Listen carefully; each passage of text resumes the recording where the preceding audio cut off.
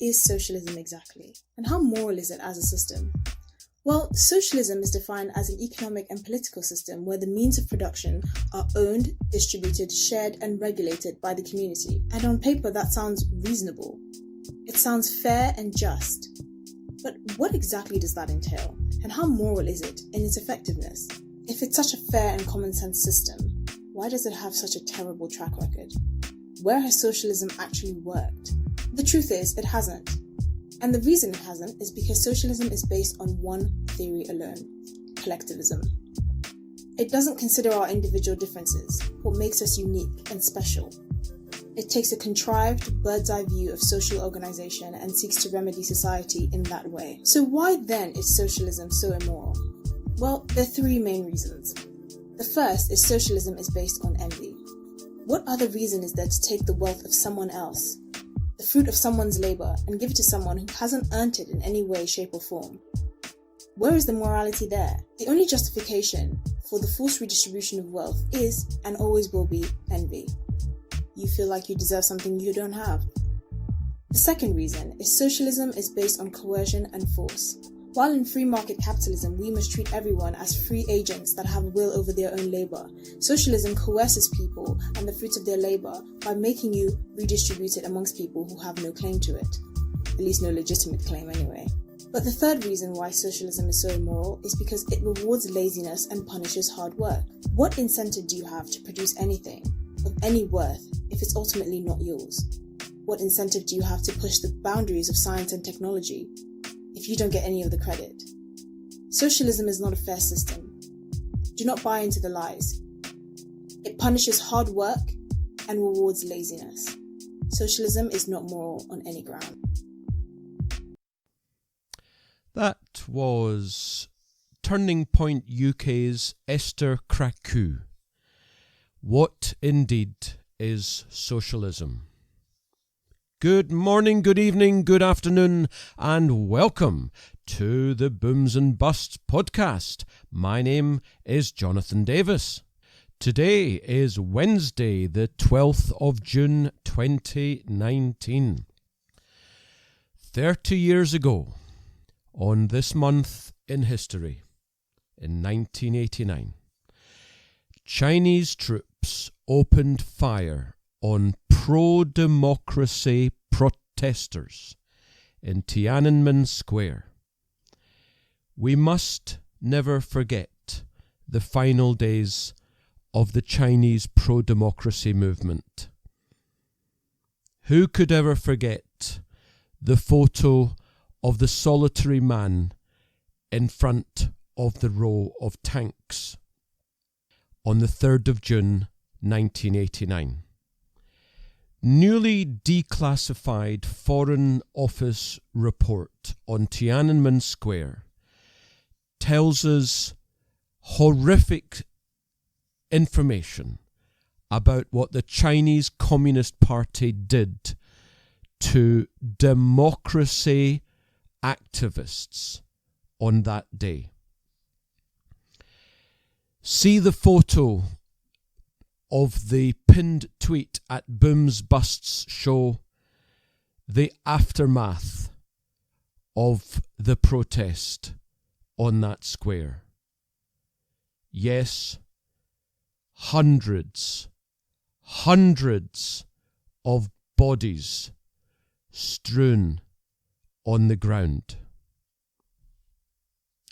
30 years later, the Chinese Communist Party is more brutal and totalitarian than ever, something you very rarely hear in the media.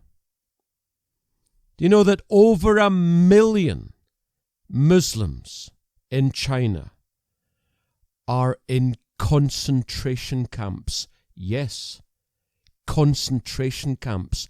Over 1 million. Hong Kong, which became under the jurisdiction of China many years ago, has given away, goodness knows what they were thinking, the Foreign Office under Margaret Thatcher. Did she really want to do that? I'd be amazed.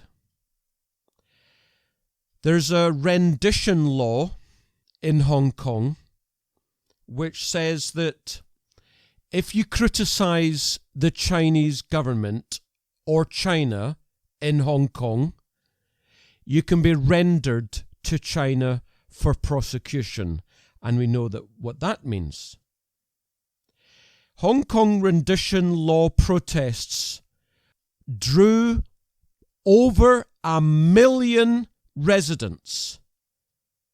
That's 13% of the population. That's equivalent to 10 million folk in Britain going on the streets. The Chinese Communist Party's grimy hands will soon be controlling the entire population of a once great city of hope and democracy. The massive and historic demonstrations which happened are called the last fight. Because if the Chinese Communist Party can extradite those who offend Beijing, civil rights in Hong Kong obviously are finished. There were meant to be readings on the floor of the Hong Kong Parliament today, June the 12th. But overnight messages we hear is that the Hong Kong legislature has postponed a debate on the Chinese extradition bill as thousands of protesters again block streets in opposition. The Hong Kongers know that this is their last gasp for freedom. Yes, they're also remembering Tiananmen Square. But more than that, they know that their and their children and their grandchildren's freedoms are finally either going to remain or they're going to be extinguished. Reminds you of Brexit, does it not? Remember about China, folks. Twitter is not allowed in China. Google is not allowed. Facebook is not allowed. Netflix is not allowed. Wikipedia is not allowed. Dropbox is not allowed. You know, all this anti-Trump disgusting nonsense. Everyone is acting like the tariffs on China it's a trade war. Well, first of all, it's China who have had massive tariffs on the rest of the world for decades. It's not a trade war. It's a great deal more than that. It's Donald Trump's administration trying, whether or not they succeed, I don't know, but trying fully to bring China into the arms of global civil society, and that they stop treating their 1,300,000,000 people like cattle. I was in Belfast last week on the BBC Live. The subject for discussion it was, to their credit, it was a good 25-30 minute debate, and the audience got full in as well. It was about Trump in the UK. I talked about how he's taking on largely socialist, totalitarian, authoritarian, anti-democratic countries because of their brutality to their people. The socialist who was up against me, or one of the two, he said, listen, listener, you will not believe this. He said, China isn't socialist. I said to him incredulously, live on air, are you saying the Chinese Communist Party isn't socialist? He said, I am. You really couldn't make it up. What was particularly interesting about that show, and this actually has got nothing to do with the BBC, the audience was 90% anti-Trump. Well, when I say nothing to do with the BBC, nothing specific to do with that show. 90% anti-Trump. I don't think I've ever been in a TV or a radio debate before where the audience is 90% on one side. Absolutely fascinating, and it just shows you how the people are brainwashed, indeed, by the BBC and the media in general. In fact, one of the idiots in the audience called the American people who voted in Trump brainwashed. You really couldn't make it up. On that wonderful trip to Belfast, I met a Conservative 30-something who can't stand the sight of Margaret Thatcher. She doesn't understand Maggie's enormous achievements for Britain and for the world. Let me tell her this, if she's listening. This is what Maggie said. If you want lower taxes, you are right-wing. If you want to uphold the rule of law, you are right-wing. If you want more people to own their own homes, you are right-wing. If you want to uphold standards in education, you are right-wing. Most of the country is right-wing. Conservative listener who I met, you love Thatcher. You just don't know it. Now, there is a TV series going on right now in the UK. It's called Thatcher, A Very British Revolution. I don't actually know what channel it's on. Is it BBC 4? I don't know. It's quite well done, though I would recommend anybody wanting to learn about Maggie and what made her tick. Watch the superb Margaret Thatcher, Death of a Revolutionary by the unparalleled brilliant Martin Durkin, Martin_Durkin. It's online. You can find it online. So in 1979, the media said, oh, the Tories are lurching to the right. Tory landslide. 83, oh, the Tories are lurching to the right. Tory landslide. 87, oh, the Tories are lurching to the right. Tory landslide. 92, major, Tories stick to principles, aka One Nation Toryism, aka socialism, small win. 97, Tories embrace the centre, socialism, Labour landslide. 2001, 2005, who cares about the Tories? 2010, Green and centrist coalition. 2015, I'll deliver a referendum, small outright win.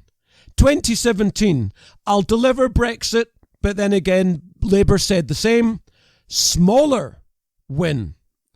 Today, June 2019, tell you what, lads, you guys who are electing a leader and therefore a Prime Minister, no Brexit, no Tory party. There is a strong feeling of fraud about the Peterborough by-election vote. This was a by-election caused by, in effect, the resignation or the sacking of the Labour MP who was jailed for lying in court. There is strong allegation of voter fraud. Do you know, if you're outside Britain, you might be surprised that we can vote without any identification whatsoever. We've got a guy in Facebook called Chris Newsom, or maybe it's Twitter, Chris Newsom 17, yeah, replying to something that UK Labour, the Labour Party, had said. He said, don't worry, many of us in the care profession, quote, helped, unquote, our clients with their postal vote weeks ago, hashtag vote Labour. Apparently 6,000 out of the 10,000 Labour votes, Labour won, were postal votes. Graham Young on Twitter said this morning, yesterday, 2 days ago, the 10th, I've spoken to the Electoral Commission about possible fraud in the by-election. They have informed me this morning they're having a meeting, including the police, to discuss the matter. They have promised to answer all emails. So we think, well, that's pretty good. Then Sutiyam Gudarzi tweets this morning, I got an email back from the Electoral Commission saying that if I want to complain about a vote rigger being involved in the campaign, I need to contact the Labour Party. Whoa, these people care so much about fraud. I even attached a screenshot of someone admitting to it on Facebook. He carries on. We have to contact the police for allegations on electoral fraud. Why was a vote rigger allowed to be on the campaign, and why is this a private party matter and not a matter for our democracy? There's something going on there and it needs to be investigated. But of course, the Electoral Commission is Remainer through and through. There's not a single Leaver, and they're primarily socialists. The Electoral Commission. You couldn't make it up. Now, to their credit, the BBC in their podcasts called Sounds, they've now got the 5th series going by the stand-up guy Simon Evans. It's a free market podcast on the BBC with comedy. Excuse me, I'm pretty sure someone's been doing that for the last 3 years. Now, the left were all out protesting against Donald on the 4th of June. That same day, 75 years ago, real men with guts were being loaded onto ships ready for the fight against Nazis, fascists, anti-democrats, to free Europe. The leader of Her Majesty's opposition, the Shadow Foreign Secretary, the Speaker of the House of Commons, the leader of the, quote, Liberal Democrats, unquote, because they are neither, all have ostentatiously refused, quote, Her Majesty's command, unquote, to attend her banquet in order of President, democratically elected, Donald Trump. The fact that the dinner is in honour of our greatest ally, and in the week we celebrate and perhaps commemorate D-Day, I just can't.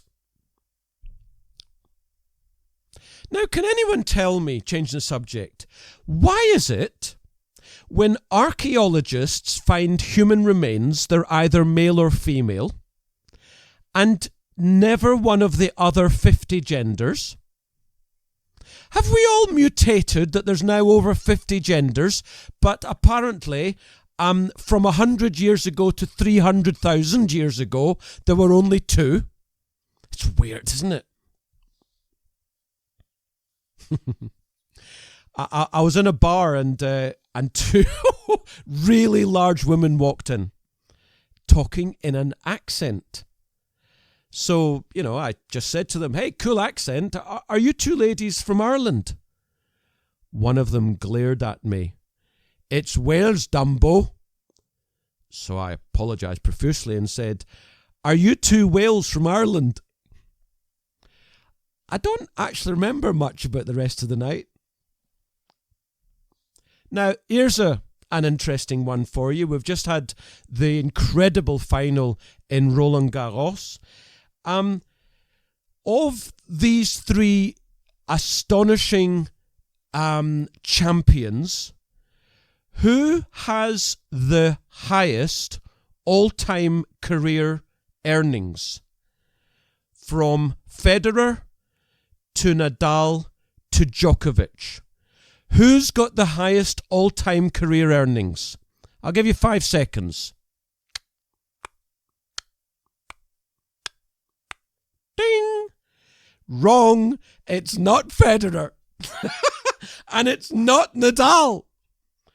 Djokovic, $132 million. Federer, $124 million. Nadal, $111 million. You're trying to wrap your head round that? Well, quite simply, Djokovic came on most successfully later than Federer and Nadal. And there's been a massive inflation in championship prize money. That got you. Now, Richard Cobden, a 19th century British politician and textile manufacturer. Cobden's work turned Britain, the global hegemon of the time, into a free trading nation, an act that set in motion global trade liberalisation that lifted millions of people out of poverty. Richard Cobden was born in this month, June the 3rd, 1804, in Sussex, in England. He was the son of a poor farmer. He spent his early years in abject poverty. Cobden received little formal education, and at the age of 14 he became a clerk in a textile factory. In 1828, at the age of 24, Cobden and two other young men started a company selling calico prints in London. The business was an immediate success, and within a few years he was living an affluent life in Manchester, in the north of England. A few years later, in 1833, the now prosperous Cobden began travelling the world. He visited much of Europe, the United States, and the Middle East. While on his travels, in 1835, he wrote an influential pamphlet titled England, Ireland, and America. In the pamphlet, he advocated for a new approach to foreign policy based on free trade, peace, and non-interventionism. Now, isn't that interesting? Because 200 years ago, that's what we Labours want. Free trade, peace, and non-interventionism. It's called free market capitalism. Cobden returned to England in 1839 to advocate for the repeal of the Corn Laws. Now, I will bet that many of you have heard of the Corn Laws, but are not clear on what they mean. I'm now going to explain it to you, and then it'll all be clear, and you'll see why the repeal of the Corn Laws was so important and why it means so much still today. The Corn Laws were enacted 24 years prior in 1815. They were tariffs placed on imported food and grain into Britain. Excuse me, what are EU tax tariffs? They kept grain prices artificially high, favouring domestic producers. Hello? Cobden argued that these laws raised the price of food and the cost of living for the British public and hampered the growth of other economic sectors. You know, if you're a Brit and you're paying more just to eat, well, of course it means that A, you're not spending money on other things driving the economy, and B, you're not spending on other things improving your standard of living, because all you're doing is trying to eat. In March of 1839, Cobden created the Anti-Corn Law League, aka UKIP, an organisation advocating in favour of the repeal. Cobden, with the support of the talented orator John Bright, spoke to audiences up and down the country. Can you imagine Cobden going to town halls and addressing the protectionist farmers? Can you imagine the jeers, the shouts, "Oh, go away, you swivel-eyed loons"? He presented a petition to Parliament urging the end of protectionism. After it was rejected, Cobden realised that petitions would achieve little. It was direct political action that was needed. So 2 years later, he became the Member of Parliament for Stockport. Fantastic! The economic hardship associated with the then recession that was 1840 to 1842. I seem to recall there was a banking collapse at the time. Fabulous! Actual capitalism, where they don't bail out banks and use the money from the 99% to bail out the fraudsters and the con men. So that recession pushed more people in favour of free trade. Oh, my dreams! And the Corn Laws, listen to this. Talk about a happy ending. Madam. The Corn Laws were eventually repealed in 1846. It only took him 5 years from entering Parliament. This guy was a genius. The Prime Minister, Robert Peel, acknowledged Cobden as the man responsible for enabling those who lived in extreme poverty to access cheaper foodstuffs from abroad. Moreover, the repeal of the Corn Laws forced many of Britain's colonies to embrace free trade. In 1859, so what's that now? 13 years later, with tensions between Britain and France again high, Michel Chevalier, a French statesman, urged Cobden to persuade the French Emperor, Napoleon III, about the benefits of free trade. Cobden, with the blessing of the Chancellor of the Exchequer, William Gladstone, met with the Emperor to discuss a potential Anglo-French free trade deal. Excuse me, free trade deals? Hello again? The Emperor was receptive to Cobden's arguments, unlike Brussels. And on January the 23rd, 1860, Britain and France signed the Cobden-Chevalier Treaty.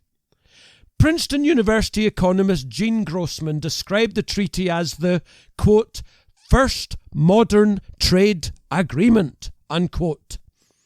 The great man Cobden died in London on April the 2nd, 1865. Talk about a guy who achieved so much for the world.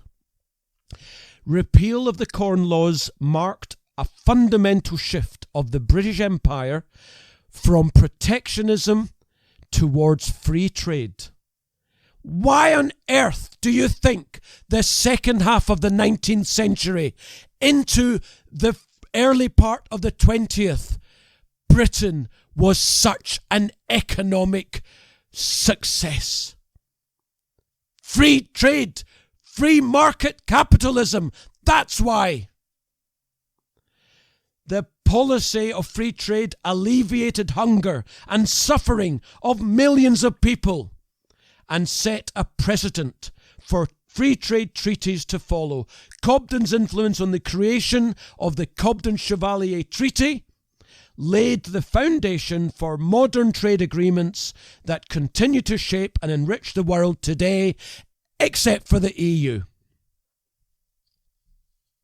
Free markets, listener, send scarce resources from where they are least valued to where they are most valued.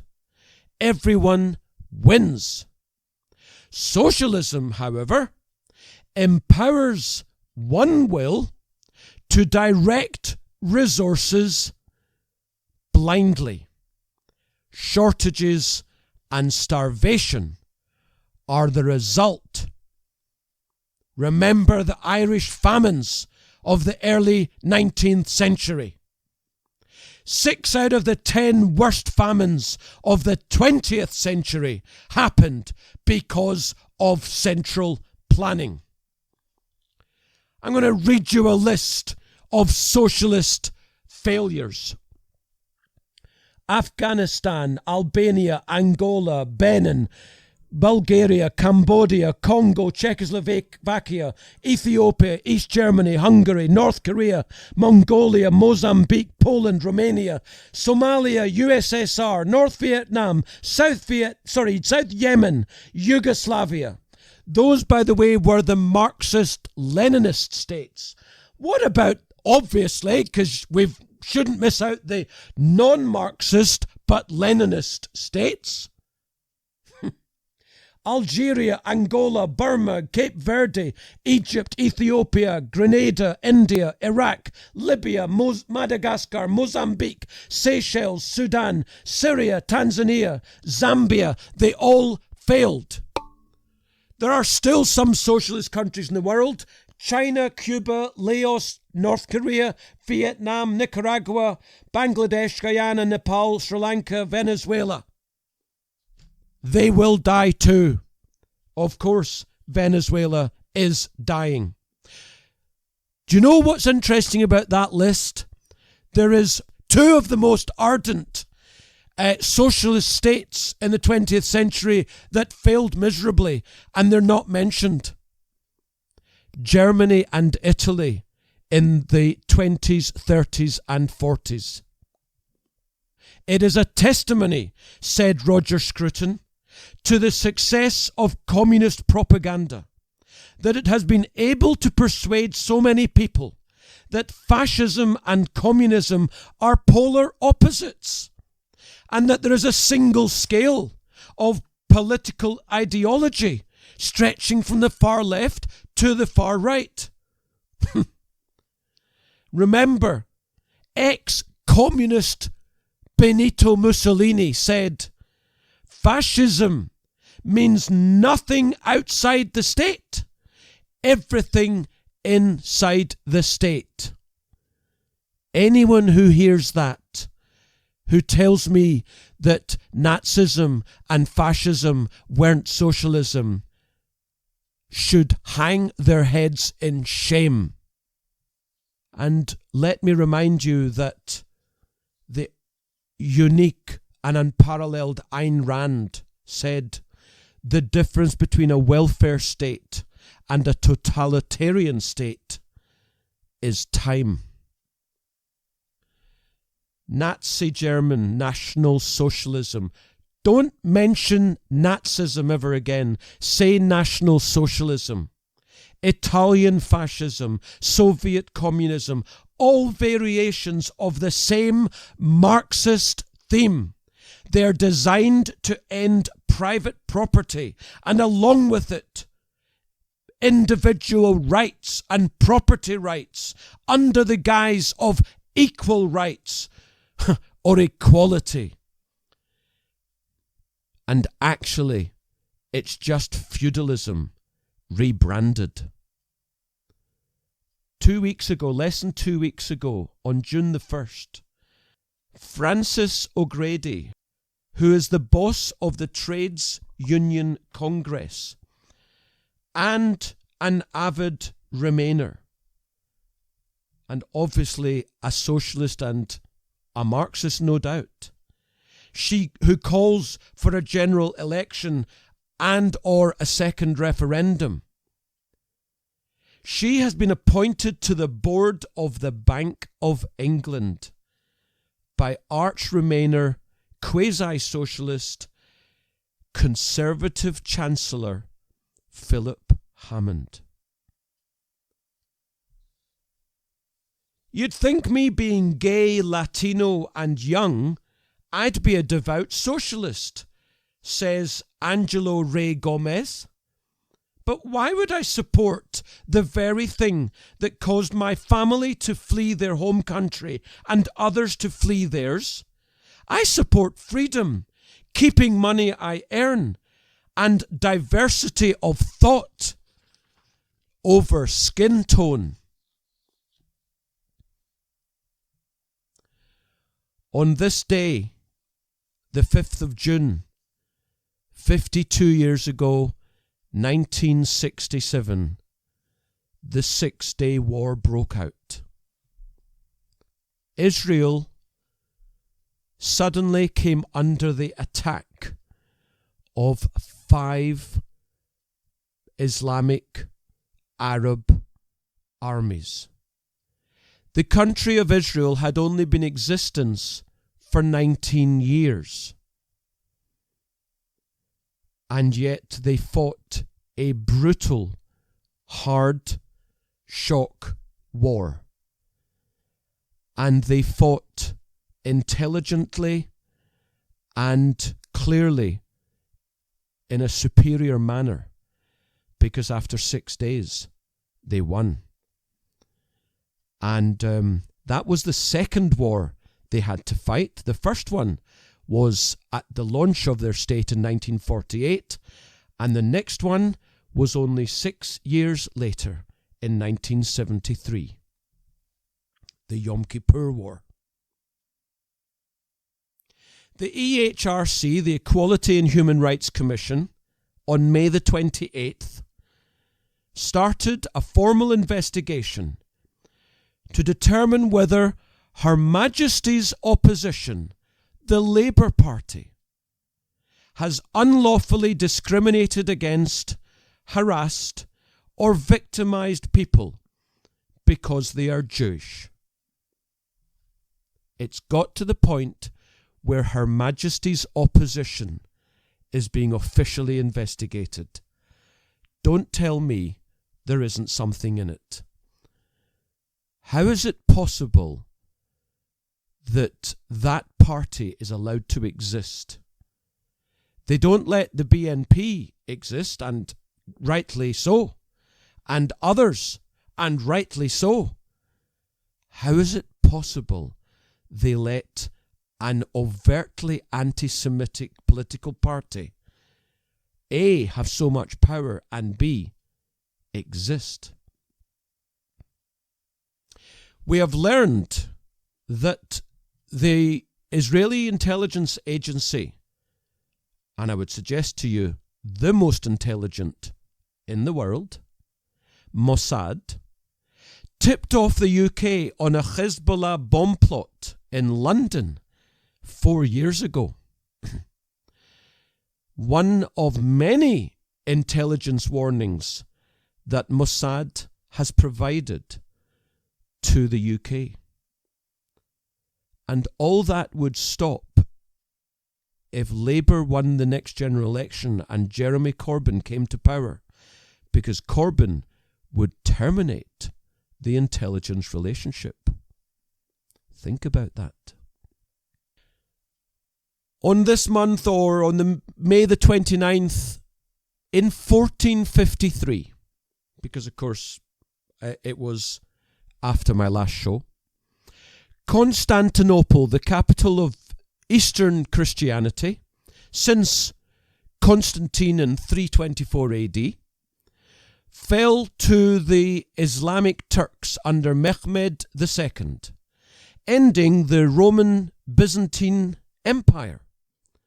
Muslims renamed the city Istanbul and turned its glorious cathedral, Hagia Sophia, into a mosque. And the Greek city is still occupied nearly 600 years later. 40 minutes, my goodness, I'm going to miss out so much from this week's show, but there you go. So much to say, so little time in which to say it. Listener, if you're not already subscribed to the Booms and Busts podcast, the easiest way is go on to audioboom.com, go to listeners, search for Booms and that's all you have to type in, because it will then come up, Booms and Busts show. Just click on it, click to listen, and click to subscribe. And then whenever I publish a new podcast, it will automatically be sent to you. And please retweet the show at Booms Busts Show. Retweet it. The pinned tweet is always the most recent podcast. And finally, please tell your friends. If you get this stuff, then your friends will too. And I hasten to say, if they don't, then find new friends. Because if they don't get this, they're not for freedom, they're not for liberty. I'm telling you. Great story. A jury this month in Lorain County, Ohio, ordered Oberlin College to pay $11 million in compensation to a little bakery by the name of Gibson's Bakery, a local shop since 1885 that was beset by student protests and allegations of racism after, get this, 3 black students of Oberlin were arrested for shoplifting the day after the 2016 presidential election. They were arrested for shoplifting. What's the colour of their skin got to do with anything? The jury saw that Oberlin College went out of its way to harm a good family and long-time business in their own community for no real reason. And the jury said, we aren't going to tolerate that in our community anymore, said the lawyer for the Gibsons. The award came as a warning to universities that encourage this nonsense called social justice activism as student protests spill from the campus to the local community. William Jacobson, council law school professor of the Legal Insurrection website. The verdict sends a strong message that colleges cannot simply wind up and set loose student social justice warriors and then wash their hands at the consequences. The bakery owners said they lost business after Oberlin students held protests accusing them of discrimination. The Student Senate, I guess like student unions in the UK, passed a resolution claiming Gibsons had, quote, a long history of racial profiling, unquote, no doubt without any evidence. And the Dean of Students, Meredith Raimondo, a bureaucrat lefty, was accused of passing out an anti-Gibsons flyer. I wonder what would have happened if there hadn't been any direct evidence of the college's involvement, of the bureaucracy's involvement. The British Army has released an information sheet encouraging, we know what that word means, members of the military to report others as XRW, extreme right wing, if anyone expresses from a myriad of beliefs, including describing themselves as a, are you sitting down? Patriot. If you call yourself a patriot in the British Defence Forces, you are to be reported for being extreme right wing. I'm sitting here literally with my jaw on the floor, metaphorically, with my jaw on the floor and literally my head in my hands. These are other indicators and warnings. People who look at opponents as traitors. Anyone who describes multicultural towns as lost. Anyone who uses the term Islamofascism. And so on. It's remarkable. I'll tell you also what's remarkable. We should all be worried about a number of conversations regarding the property market that are going on in the corridors of power. Indeed, one of the leading candidates for the leadership of the Conservative Party, and as I say, to become Prime Minister, Mark Harper, he tweeted just a couple of days ago, "I'm pleased that Housing Secretary James Brokenshire has backed using pension pots for first home deposits. I set out a similar idea in February 2018 in the House of Commons."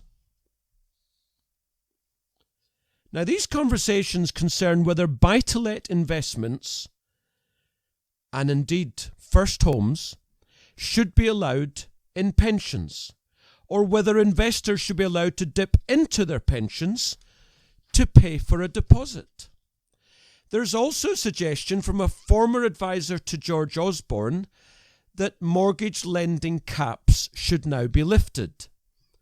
Well, if there is a cap, it doesn't really matter because there's a thing called Help to Buy, which means you can get up to 95%. Essentially what they're saying is we want mortgages at more than 100% of value again.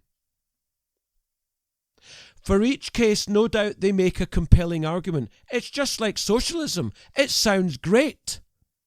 It doesn't work. But together, these cases threaten to undermine the great progress we've made in pensions saving. And once you strip away the rhetoric, they're all just about keeping investors, developers, estate agents, mortgage brokers, bankers, politicians, and of course the property gravy train going. Doing well in the property market wins praise, even though the vast majority have done absolutely nothing to earn the tax-free money. It is one of the most dysfunctional markets, is constantly propped up by cronyist government-backed incentives, right to buy, mortgage interest relief, home buy direct, help to buy, never mind too low interest rates for far too long. Every decade or two we have an affordability crunch, when prices climb so fast that lenders begin to overlook lending constraints to maintain the number of loans, all under the pretense of we've got to help the little first-time buyers. In 2007, we had lenders offering 7 times income, 125% loans. Today we've got 40-year mortgages and the guarantor loan. Anything to avoid a fall in house prices. Who listens to the Booms and Bust podcast, who remembers me, practically the only guy in Britain out in the media, national and otherwise, saying there's going to be a property crash back in 2007. Oh, how they laughed. We then had the biggest economic and financial collapse in history in 2008. House prices fell 25%, and if we'd had capitalism, they would have fallen 50%. Oh, how they laughed. Automatic enrolment into a pension could actually turn out to be one of the greatest political strategies of recent times, bringing retirement savings to more than 10 million who had none or little previously. Figures from the OECD show that Britain's pension fund assets add up to more than the size of the UK economy. Only Australia, Iceland, Switzerland, Holland and Denmark have more than we do. Pensions have lots of problems, but private saving is doing pretty well in the United Kingdom. Now, given the £2.9 trillion in retirement funds, it is little wonder the cronyists, the politicians, and those in the housing sector who are worried about the prices falling they want to access the pension funds. But my God, that is short-termism in the extreme. The answer to unaffordable homes is not to let people borrow even more or take money out their pension. It's bring back capitalism, end Help to Buy, and Glass-Steagall. But ending Help to Buy would go a long way towards it. If we care about helping people buy a home, we're all going to have to accept a major fall in house prices is the best medicine. Economics. You think there isn't already a problem in housing? 5 years ago, the biggest estate agency group in the country, Countrywide PLC, had a share price of about 250 pence. A year ago, it was about 50 pence. Today, 4 pence. But there's nothing wrong with the housing market. Push the button, Jonesy, on the evil laugh. The markets are now up to an 83% probability as of the 7th of June that by next month, July, the Federal Open Markets Committee will cut the US Federal Reserve rate. That is going to fuel inflation, and oh my God, it's going to be amazing for gold. Donald Trump is about to award economist Arthur Laffer, Laffer, the Presidential Medal of Freedom, the highest award, I gather. Now, Laffer is one of the founding theorists of supply-side economics, a school of public economics that rose to prominence during the Reagan administration and returned to the fore in the run-up to the 2017 package of tax cuts that Trump signed into law. They also talk about the Laffer curve. It says that if you reduce taxes, do you know what? You as a government will get a higher tax income. And sure enough, they cut taxes in 2018. They cut taxes 2017, 2018, and the last year, tax income to the government has risen. You know, talking about taxes and tariffs, Trump's retaliating with these tariffs all over the world. But I gather that Trump is considering tariffs on California and Washington, D.C. Now, we've got the Eurozone Manufacturing Purchasing Managers Index. It's in contraction mode for May at 47.7. Led really by Germany, which of course is by far the biggest country in the Eurozone, at 44.3. I remind you, sub 40 is contraction, above is expansion. Austria, 47.8. Now you get to about balance. Italy 49.5, Spain 50.2, France 50.6, Netherlands 52.2, and I'm going to come back to this, but Greece is on a 3-month low at 54.5. Global manufacturing PMIs, the US is at 50.5.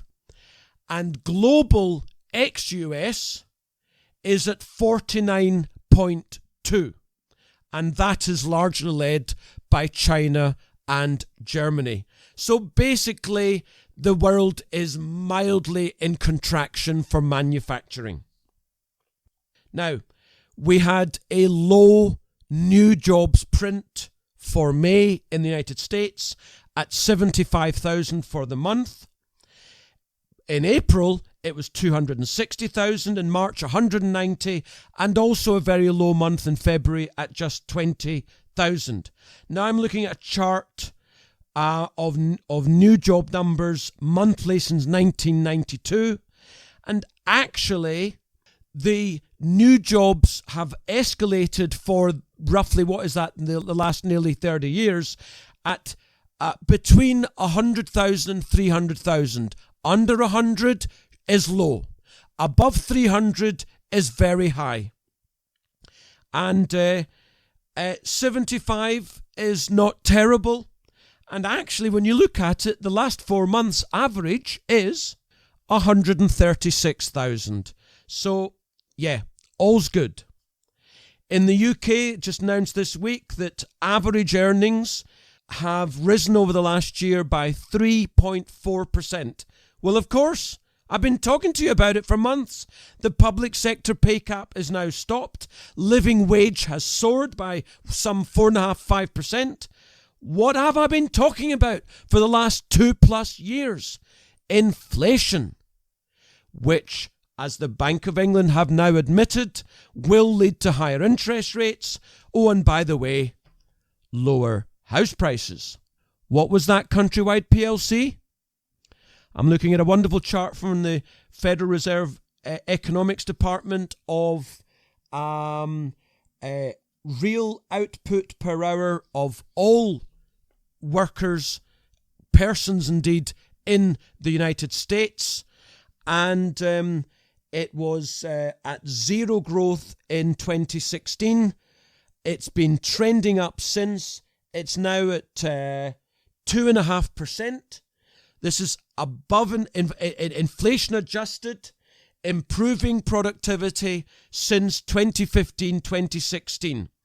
And indeed, it's at the highest level of rate of growth since 2011.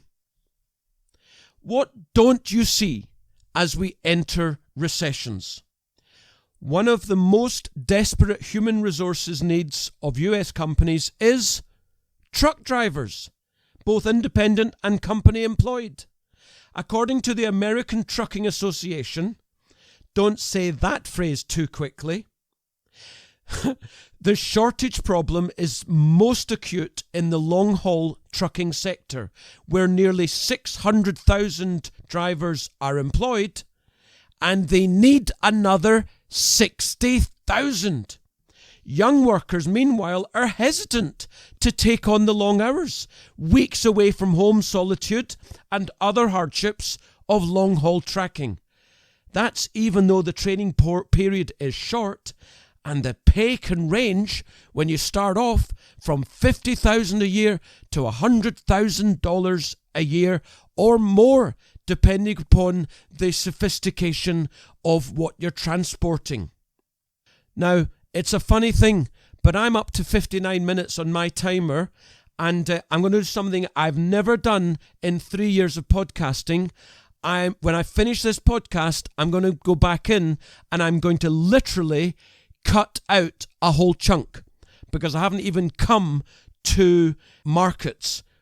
This is the Booms and Busts podcast, so we always must talk about markets, no question. It's all about giving you ideas to help you in building your retirement funds.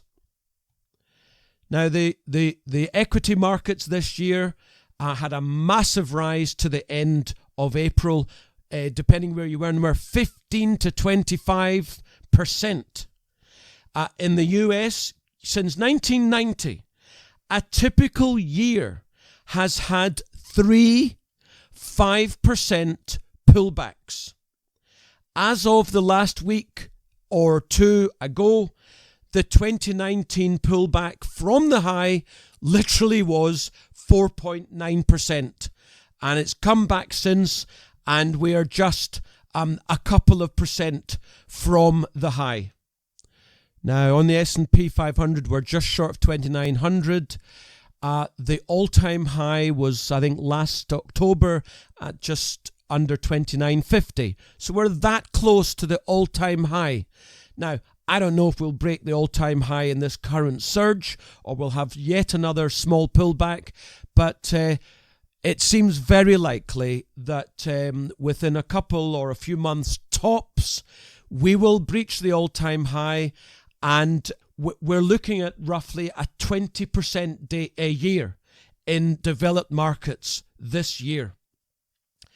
I went to a presentation on technical analysis at the Chartered Market Technicians Association last week in London, and it was a tremendous presentation by a world-class technical analyst by the name of J.C. Peretz, based in California. I follow him on my personal Twitter feed at Jonathan Davis, where the O is a 0, so you can find him there. And, you know, it's amazing. I did the following day, Friday, I did a tweet thread where I summarized what he said. And I tell you that there is a hair's breadth between what I say to you and what he said to the crowd. Of course, that was wonderful to experience, but that was an absolute fact. What else on markets? Oh, yeah. This is very interesting, and it points to the future. The US markets vis-a-vis the European stocks are at a 70-year high. And indeed, they've risen phenomenally from about 12 years ago, the relative values. My contention is that if you look out the next 5 or 10 years, we're going to see global stock markets driven by emerging markets. Behind them are going to be developed markets, ex-US, and we're going to see a reversal. We're going to see US markets bringing up the rear. That doesn't mean that US markets are going to go down. I think on the contrary, it just means that emerging markets and then developed ex-US are going to go up even quicker. It's amazing. We've got traders shorting the S&P 500 at a rate unseen since the mini bear of 2015. And yet, we've got markets up, 15% since Boxing Day. They are crazy. From early 2016, at the end of the mini bear, the S&P went into a 2+ year mega bull market. And that's what seems to me has been happening since Boxing Day 2018. And it's so funny. Equity outflows over the last 6 months is now the largest on record in dollar terms. While the market's been going up for 6 months, they're taking their money out. Who the hell is advising these people? I said I'd come back to gold. I said 2 weeks ago that it looked like silver had bottomed again at a higher low at 14.3, with 15 on the cards on a bounce. Well, we're up to 15. It's pulled back ever so slightly again. It seems to me that we will go back up to 15. We're very close. It's 14.8 as I speak. Seems to me the next stage will be 15.5. And I think we'll get there. I think also from 15.5, we will then get to 16. And I tell you, it is a sizable multi-month bull market for silver leading gold. And ahead of them all will be gold miners. Big picture, if we're at 15 or so now for silver, shall we say 30 by 2021? Which means gold at or near the all-time high of 1900, which means miners up, who knows, 150 to 300% probably, within 2 or 2.5 years. What you waiting for? Amazing chart over the last 6 years, how the Dow Jones has just roared ahead against gold. But in the second half of 2018, the Dow fell down against gold. And indeed, we are now seeing a probable retest of the trend line of the support line of Dow against gold. And it seems to me that the Dow, whether it rises or not, is actually now on a long-term trend down against gold. And we know that what that means regarding gold shares. Venezuela's dictator Maduro, he's just sold on May the 18th $500 million in gold over a 2-week period. His reserves, I'm looking at a chart, are now down to something like a 25-30 year low. The funds that they'd had was used to fund imports. Their reserves got to a high in 2008. We're getting close to the finishing line in Venezuela, where they have literally run out of money. Greece. Have I not been telling you again and again about Greek stocks? Of the top 35 markets in the world, the number one performer this year, is Greece. Up 30 to 35%, depending on what index, since the beginning of the year, and more since December. As far as I'm concerned, Greece is in a mega multi-year bull market. In fact, it's the hottest multi-year stock market in the world. Quick look at some quotes. What shall we say today? From Bertrand Russell. The fact that an opinion has been widely held is no evidence whatever that it is not utterly absurd. Indeed, in view of the silliness of the majority of mankind, a widespread belief is more likely to be foolish than sensible. And Howard Marks, who is a billionaire hedge fund guy in Wall Street, and he's referring here, when he says our business, he's talking about the investment industry. It's just fantastic, this comment. Our business is full of people who got famous for being right once in a row. And finally, Jackson Brown Jr. said, live so that when your children think of fairness, caring, and integrity, they think of you. And on that note, listener, thank you so much for listening. Spread the word. I'll see you next time.